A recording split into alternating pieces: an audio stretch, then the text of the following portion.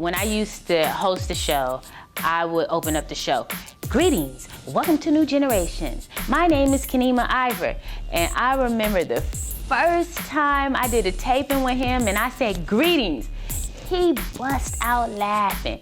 He just clowned me. He was like, no hip hop show is gonna open up their show with greetings. He was like, you gotta come with something harder than that. That's what I remember. And we came up with something else. Greetings, welcome to New Generations. I'm Kenema Ivor, yes, greetings. That's my intro. We're here on location at Audio Achievement Studio, and we just... It's going good. You say greetings. Greetings. Bust that rap. I'm the clowns. Hey, clowns, yeah. Clowns, No, you you too, gotta- shit. You know what he said about you. You can't come in with greetings and make you turn off the TV. Greetings. That's fucked up. Alright, okay. He's dissing us. You gotta come with something better than greetings. Hi there. You just can't hang with like everybody. Give me a bag. Okay, bust into your Michael Jackson impersonation now. Nah, they had me fucked up. They know that was me. But greetings, kill it. What should I say? You got any You gotta have suggestions? something a lot better than greetings. I mean, you know a lot Something of that's other words. different. What's happening? What's Back up? up the block, what's up? I'm on the stage. What's going down? Yeah, that's what it's going down. That's how we should start that bitch out. What's up? It's going down. For the 9 Quattro, we got thugs and harmony. The first time we went out with Eazy-E, took us to a video shoot. Oh, shit. Down in California. It was like a whole bunch of Mexicans, you know what I'm saying? We went down there and we thinking everything cool, you know, like these Eazy homies, you know what I'm saying? We in a video shoot and these Mexican dudes, they get to fighting amongst themselves, like their own little set, they get to fighting amongst themselves and they get to like shooting at each other, like doing the video. So everybody just get to scrambling, running. We running behind E, you know, like Eazy, you know, he was like real short. He jumps up and tries to kick a door open. He jumps to kick the door, but the door didn't budge. He bounced way back like boom, boom. So like we stuck in this garage, we can't get out. We ran the other way, me and Wish ran out the other way. We trying to get into the van. Man, it was crazy. It was pandemonium. It was like, it was crazy. We ended up running up La Cienega that night. Hell yeah. Police came, helicopters, it was crazy.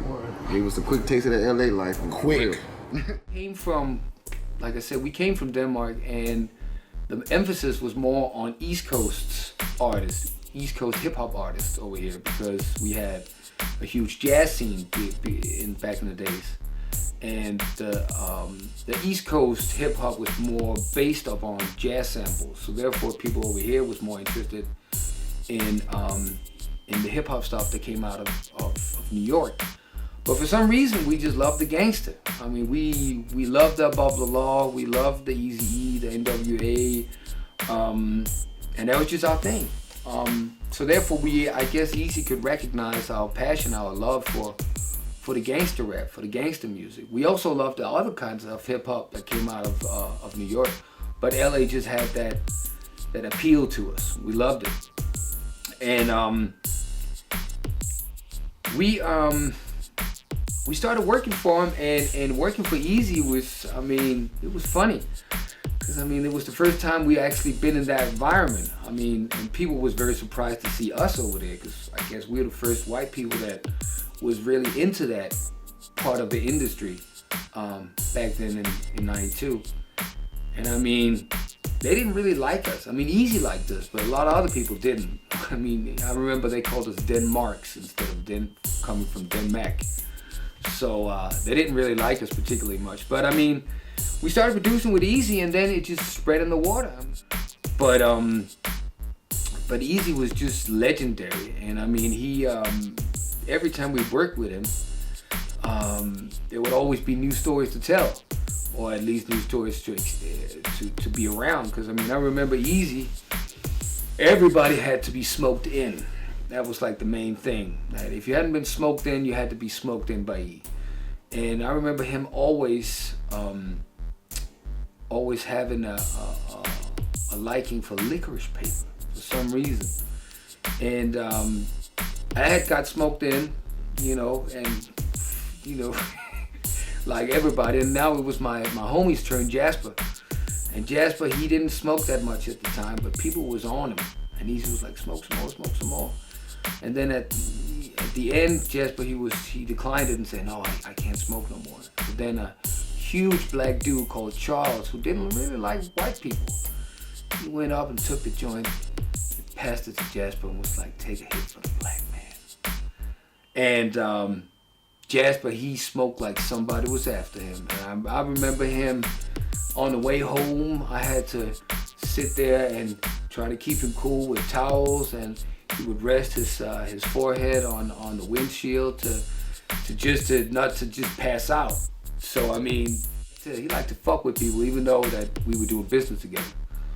I remember one time, crazy.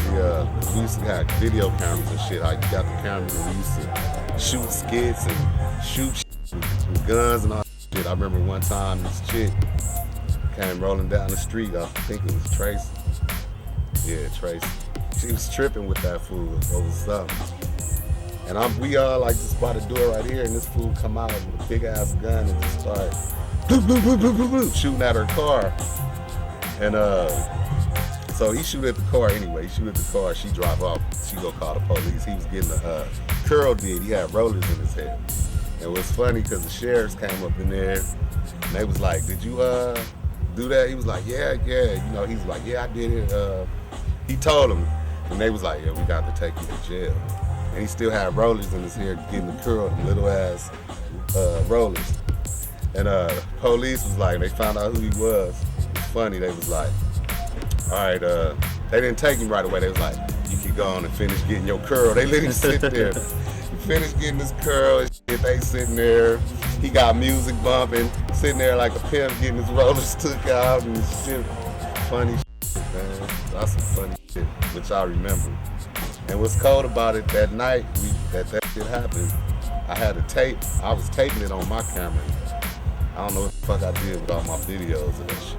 It's crazy.